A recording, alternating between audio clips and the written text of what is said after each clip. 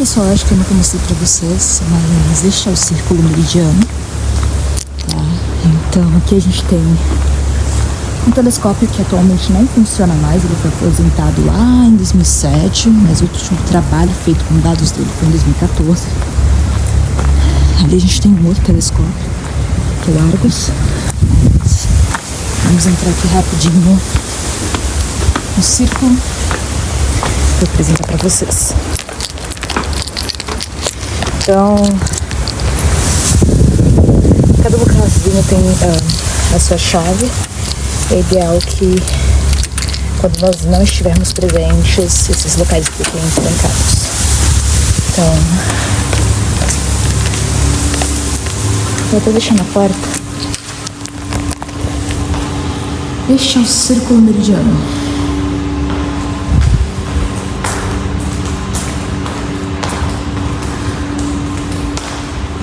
Então, o que acontece? Vou colocar o celular aqui pra gente conversar um pouquinho.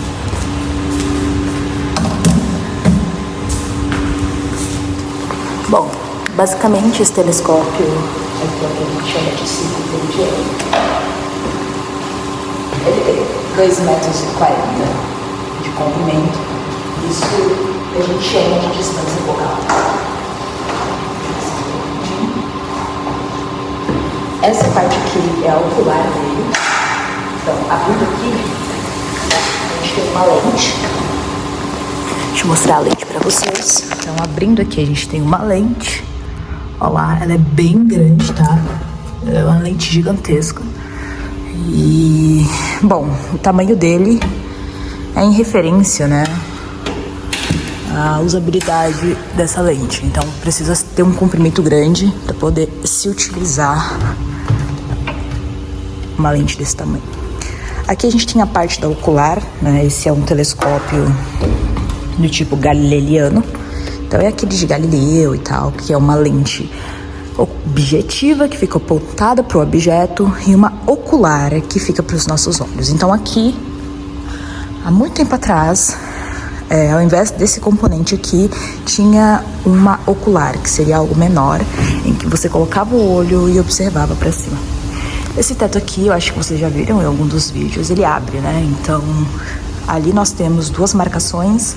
Essas duas marcações é até onde o nosso teto vai, tá? Então, ele não abre completamente, como algumas outras cúpulas. E essas duas portas, elas também abrem. Tanto essa quanto aquela, a gente tem a estrutura semelhante. Então, se vocês repararem, também tem esses dois pilares no chão. Tanto aqui quanto lá. Isso aqui é para ajustar o norte e o sul terrestre, né? Então, o que acontece? Então, só terminando de explicar, isso aqui são canhões de luz, né? Tanto esse quanto aquele aqui da ponta. Então, para lá a gente tem o norte terrestre, para lá a gente tem o sul terrestre. Então, com esses canhões de luz, ou lasers, a gente tinha uma mira lá no meio da mata, e nessa mira a gente conseguia identificar o polo sul e o polo norte e alinhar o telescópio para ficar perfeitamente dentro desses meridianos, né? Então, dentro dessa linha que corta o planeta no sentido norte e sul.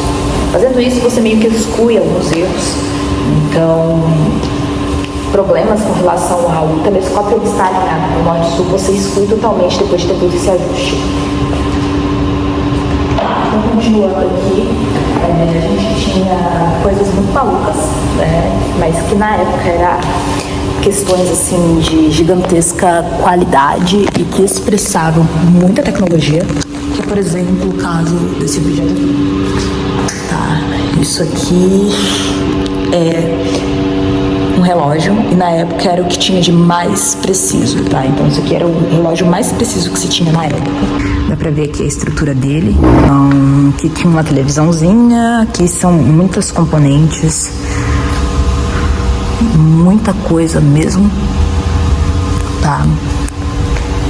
Aqui a gente tem uma outra coisa para questão de configuração. Então, girando isso aqui, você consegue mover que era o que se utilizava para ajustar o nível de brilho, né? Então, para ver se o telescópio ele não está puro. Então, Se tiver um pouquinho para cá, o nível de bolha vai dar uma descidinha, se tiver um pouco para cá, vai dar uma descidinha, e se estiver totalmente perfeito, esse nível de bolha ele vai estar alinhado. Então, aqui mostra tanto para lá. Se você precisa de justiça. Esse aqui é um telescópio Zeiss, ou Zeiss. Só existem 2 no mundo, tá? Então, um aqui, na época ele foi trazido para cá em 1972, ele foi montado aí na década de 70. Então ficou um no hemisfério sul, que seria esse que a gente tem, e um outro lá na Universidade de Bordeaux, na França, que é exatamente igual a esse, faz o mesmo trabalho que esse faz, só que no hemisfério norte. Então, se vocês lembram da época da escola, a gente tem coisas que a gente consegue observar aqui no hemisfério norte e aqui, coisas que a gente consegue observar aqui no hemisfério sul e coisas que a gente consegue observar lá no hemisfério norte. Estrelas que a gente vê aqui e não vê lá, por exemplo, a estrela polar, que está ali perfeitamente no polo norte terrestre, né? Então você tem uma estrela que está exatamente no zênite do polo norte e aí com ela está presente no céu o ano inteiro. Então você consegue ver ela durante o ano todo, mas a gente no hemisfério sul já não consegue ver ela. Ela realmente está ali no ponto em que pra gente, por causa da curvatura terrestre, já não dá mais para observar. E, então, a função desse telescópio, e a função de um telescópio meridional, seria fazer astrometria, metria de metro, né, de medir. Então, o trabalho dele era definir posição e medir também velocidade de estrelas. Assim, esse seria o fator principal. Tá, mas qual a importância de se fazer isso? Bom, tudo para o ser humano precisa ser mapeado para a gente conseguir, por associação, encontrar características que facilitem estudos. Então, por exemplo, mapeando o céu, eu consigo achar com maior facilidade uma estrela específica, ou me localizar na própria Terra, ou atribuir um sentido à nossa galáxia, por exemplo. Então, além disso, você também consegue fazer deduções de passado e futuro e contar a história do universo, né? Então, por exemplo, uma coisa que esse telescópio registrou são aglomerados, tanto aglomerados abertos quanto aglomerados fechados. Tem registros fotográficos aqui que a gente apresenta para a galera.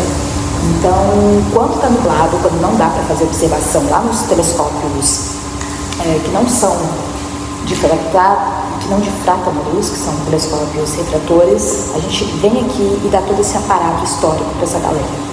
Mas o que acontece? Hoje ele já não é mais utilizado, a gente tem telescópios muito melhores no espaço e existem certas características que tornaram telescópios desse tipo muito obsoletos. Seria, por exemplo, eles estarem localizados na Terra.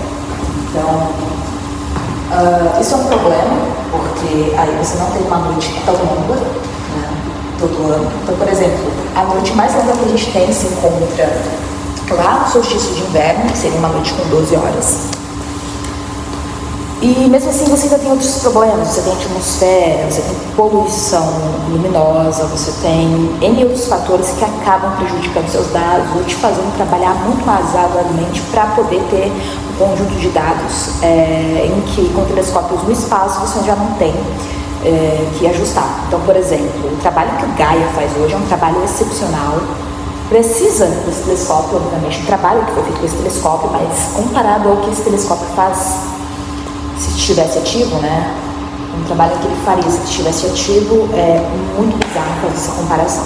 Então, por exemplo, na época em que haviam trabalhos realizados aqui, com pesquisas científicas, a gente precisaria de 3 astrônomos para fazer a coleta de dados. Então, um observando, aqui a gente tem esse trilho no chão, deixa eu mostrar para vocês.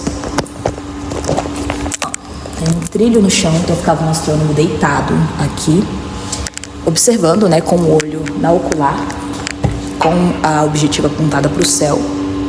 Ficava um astrônomo aqui no relógio, porque é importante você anotar tanto a hora quanto a posição. Na astronomia isso é essencial para você entender melhor os seus dados, para conseguir fazer qualquer tipo de análise.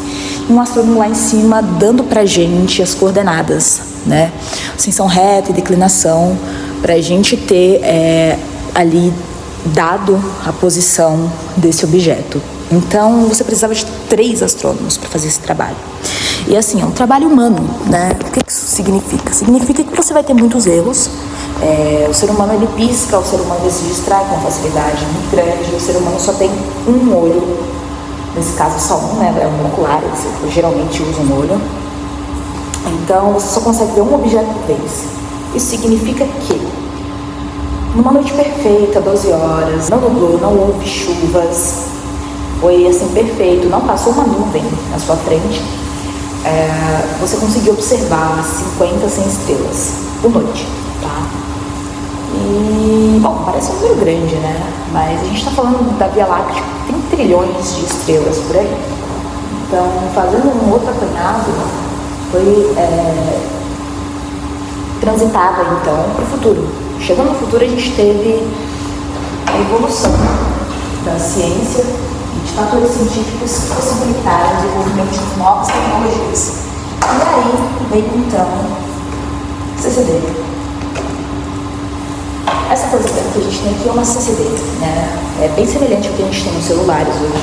Obviamente, a gente está trabalhando com semelhanças, então não é exatamente a mesma coisa, mas é bem próximo, tá? Então a função dela é tirar fotografias e dessas fotografias fazer esse trabalho que esses 3 astrônomos precisavam desenvolver. Então tem um ponto. A gente chama esse observatório,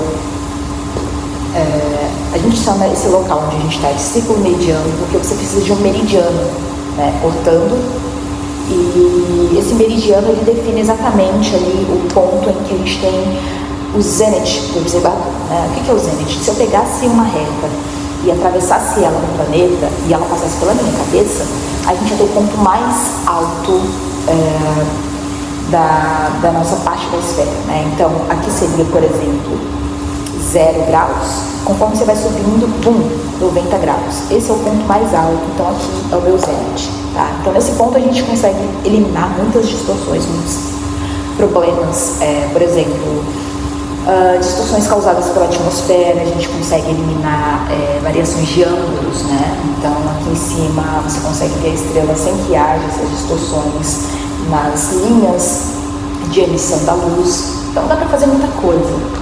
Mas isso era quando você tinha humano. Agora você tem um CCD. Agora você não precisa mais que uma estrela passe exatamente no seu meridiano para que se exclua certas coisas, porque ela consegue fazer deduções e consegue excluir esses erros sem que precise exatamente estar numa posição dada. Então, a estrela passava, né, no meridiano, agora já não precisa mais passar pelo meridiano para poder ser catalogada.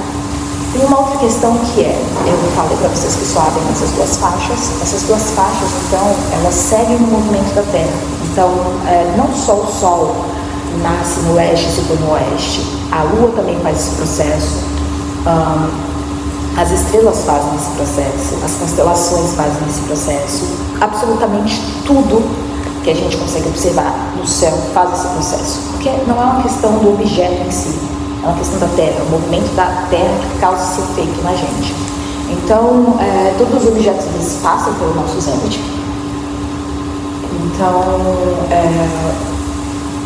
deixar aqui o trabalho era feito. Então, aí você demitiu os 2 astrônomos, ficou com um só, e ele ficava numa sala só analisando os dados coletados por isso aqui e enviados pelo computador. Se vocês repararem, a gente tem esses cabos de resfriamento. Então, para a CCD ela funcionar com qualidade, ela precisa estar ali a mais ou menos menos 60, menos 70 graus Celsius, tá? Então, aqui a gente passava no hidrogênio líquido, ele resfriava a CCD. Por que isso? Bom, o que a gente quer? A CCD ela basicamente trabalha como copinhos de coleta de luz, tá? Então, se você quer coletar muita água, você coloca um monte de baldes durante uma área grande e essa área grande, conforme a água vai caindo, ela vai contabilizando, então, uma somatória final de quantidade de líquido que você absorveu ali nesse processo. Então, a CCD ela faz isso só com a luz, né? A gente sabe que a luz, ela tem suas dualidades, então ela anda aí com partícula, como onda, e a CCD ela consegue fazer essa contabilização de quantos fótons atingiram os baldínios. E com isso, você precisa evitar certos problemas, por exemplo, os elétrons, né? Os elétrons excitados, os elétrons com energia, os elétrons quentes, eles emitem certas radiações e elas acabam por contaminar o nosso dado. Então, para evitar isso, você deixa os elétrons que estão presentes ali o mais tranquilos, os mais lentos possíveis. Então, se você remove calor do sistema, né? Remove energia do sistema, os elétrons eles ficam lentos. Então, esse fator que acabaria influenciando os nossos dados, ele deixa de existir ou pelo menos é muito atenuado. Então, é por isso que você precisa resfriar a CCD. Por fim, então, eu vou finalizar mostrando algumas imagens que a gente tem desse telescópio. Foram imagens que se materializaram ali, então foram tiradas até o início de 2010, ali, no finalzinho de sua vida útil, né? Então vamos lá, dá para observar algumas coisas e fazer algumas outras deduções. Bom, então eu estou ligando agora o projetor para a gente ver algumas imagens. Vamos lá. Então aqui a gente tem um computador que a gente utiliza para passar as imagens. Eu vou apagar as luzes para facilitar. Ok, vamos lá. Então, existem algumas imagens aqui, que são imagens bem legais. Deixa eu focar aqui para vocês conseguirem ver comigo.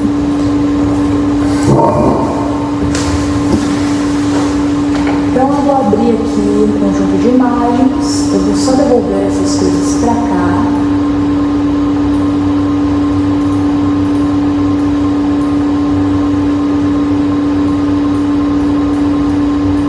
Então, se vocês repararem, a gente tem alguns objetos aqui, tá? Isso são imagens que a gente apresenta para o público quando nós não temos céu. Então a gente vem aqui, faz uma viagem lúdica e existem algumas imagens, a gente usa esse software para ver essas imagens e que a gente faz então um avanço das imagens, para observar com muita coisa, que é bem legal. E todas elas foram imagens registradas por esse telescópio, né, em que ele trabalhava. Não vou revelar tudo que tem aqui, vou deixar em aberto para vocês visitarem um dia e serem surpreendidos com as informações. Tá? Mas eu vou mostrar uma que eu gosto muito para vocês, que é a M14, talvez. Então, não sei se vocês conseguem observar bem, mas eu vou até aqui. Isso aqui é um aglomerado fechado. O catálogo de Messier foi nomeado no Messier 14. Então, a gente tem um catálogo de Messier que catalogou bastante coisa e a maior parte das coisas que ele catalogava eram estrelas. Como você não tinha um telescópio de alta definição, não conseguia fazer a dissolução das coisas com qualidade maravilhosa, você acabava achando que aglomerados, né, eram contínuos. Um contínuo é uma estrela. Então, depois que se desenvolveram telescópios muito maiores, com diâmetros de lentes maiores, você conseguia dissolver melhor. Você conseguia observar melhor as coisas, conseguia distinguir melhor os pontos e você chegava nas escolinhas, que atualmente a gente chama de aglomerados fechados. Então, essa é uma imagem que foi tirada com esse telescópio em 30 de agosto de 1995.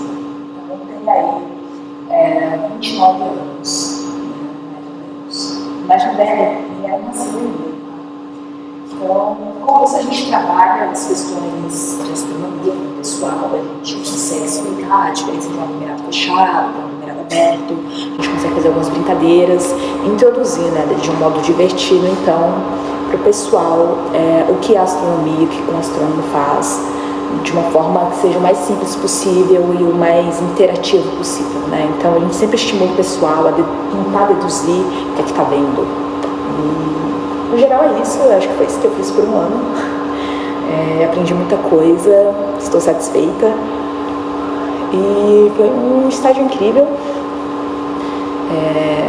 Bom, passei por várias fases aí do processo científico E agora estou tendendo para uma pesquisa científica, né? Acho que esse é o momento em que eu adentro esse novo mundo, né? Então passei por um processo de construção de um objeto científico, passei pela divulgação e agora a gente vai para a sessão da pesquisa.